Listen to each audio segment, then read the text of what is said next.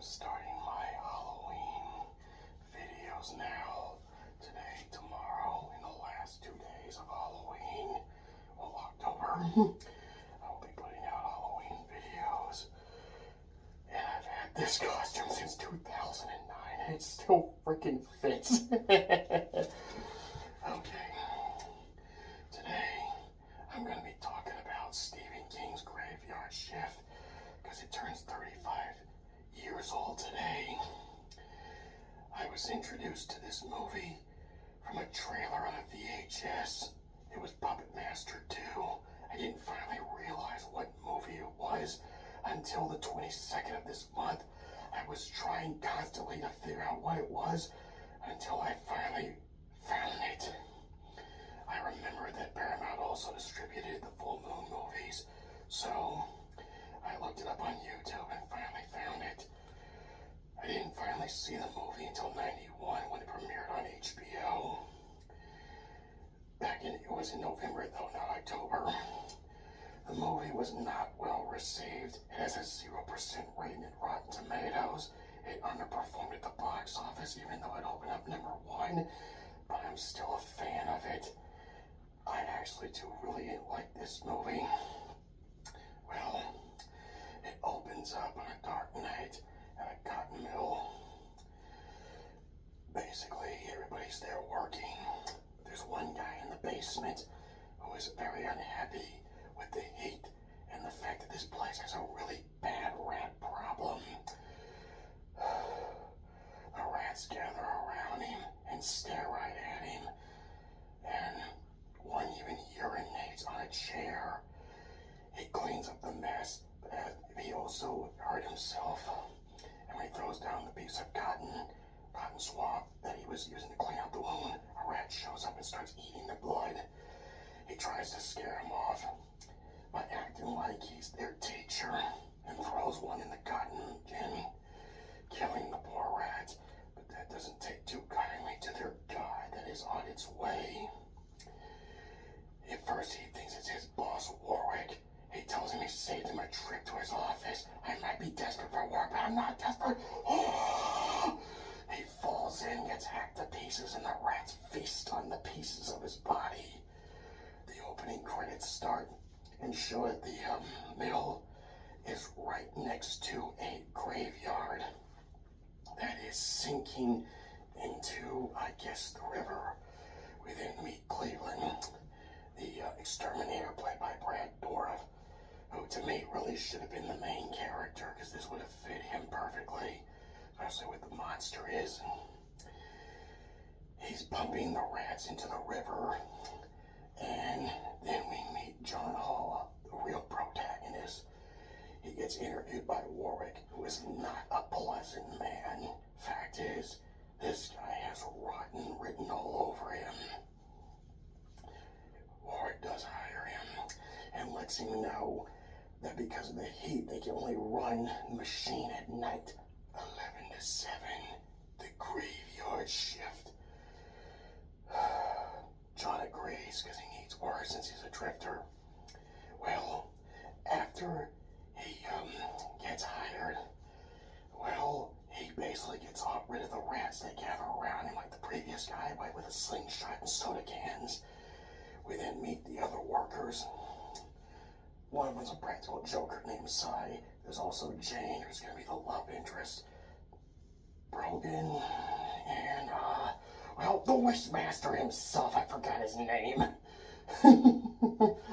Well, Warwick tells him that he's got one guy in the basement putting up lights because earlier in the day, the building inspector showed up.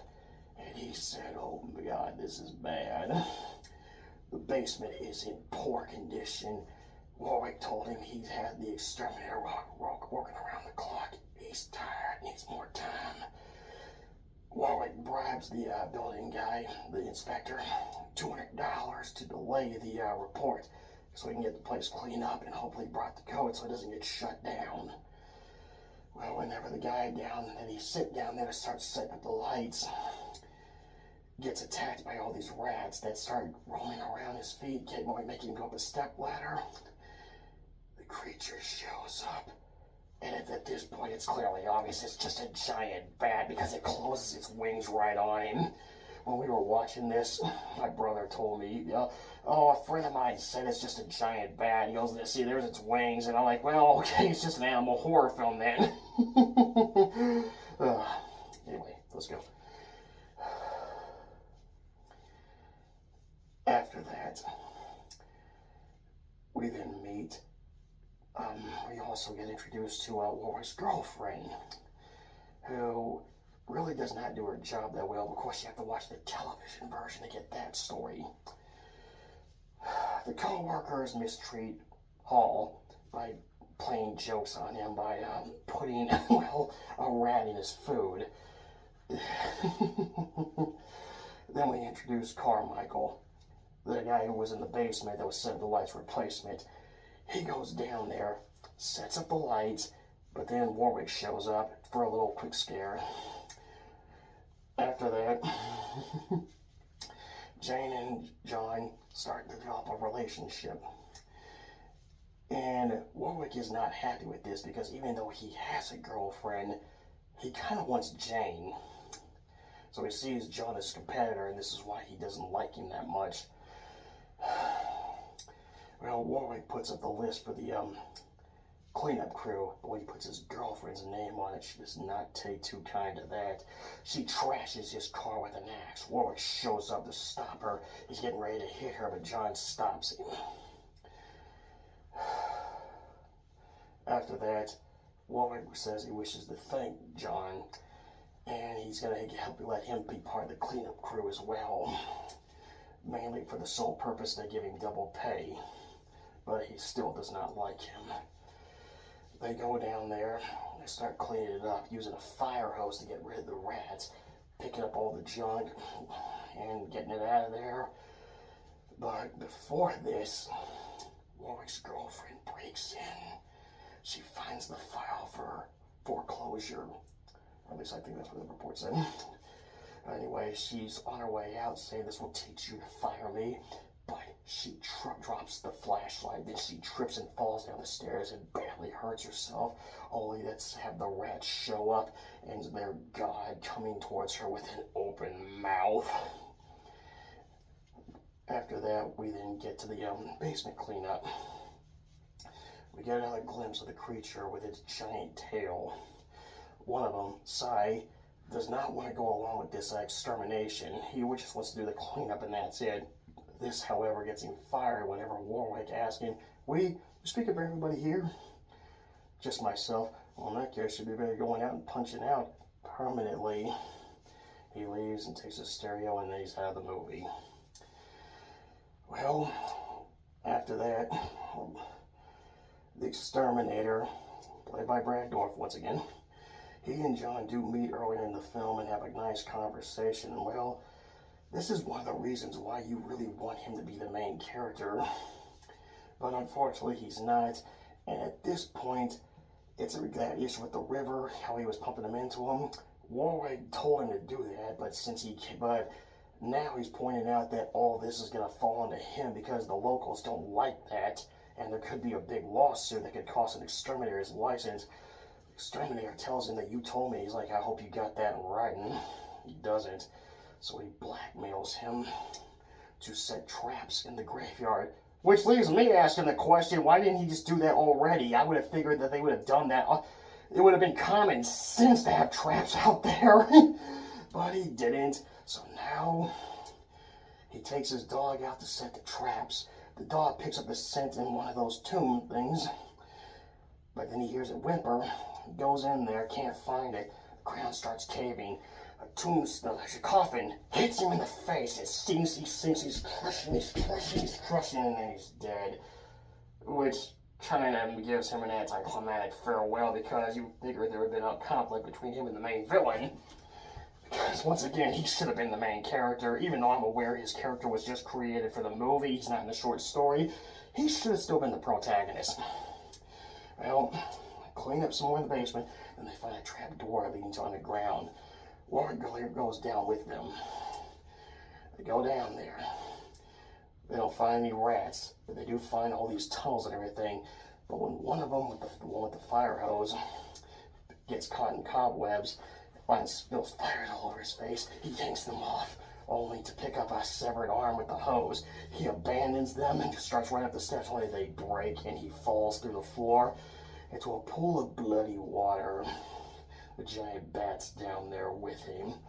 They watch in horror as it kills him. He keeps submerging and rises up with more blood on his face. Warwick at this point is now flipping out.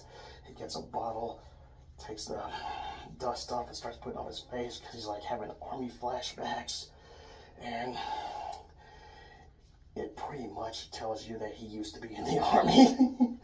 Well, first Carmichael finds a passage that could lead to the river. He sees a hole. He reaches into it to break free, but of course the creature just happens to be on the other side and rips his hand off. The other two abandon him, and then the creature breaks through the wall and pulls Carmichael to his doom. Warwick and the Wishmaster, well, the actor who played him in the first two movies, I don't know if he was in the third and fourth one because I haven't seen those two yet. Well, the Wishmaster starts having a nervous breakdown and says he's not going anymore. Warwick tells him, "You want to die?" But he says, "No, I'm not going anymore." And then we get probably what many will say is the most frightening part of the movie is when the Wishmaster pulls out the cigarette lighter, lights it up, and then turns his head, and there's the creature right there roaring at him. It grabs him and drags him away. Warwick shows up with one of those Molotov cocktails. I hope I said that right. But when he throws it like that, it goes out. He just turns and looks and throws it anyway. He runs and then falls down a big hole and hits and gets knocked out. Jane and John find another pool of bloody water with a coffin they use as a little floaty. They end up coming down to this area where there's all these skeletons, letting you know this thing's been doing this for a good long time. They find Warwick buried in the skeletons after he reaches out and grabs, I think, Jane by the arm. I mean, leg. They get him up. They start trying to take care of him. At this point, he has snapped. He fights both of them in a really good fight sequence, nice and realistic.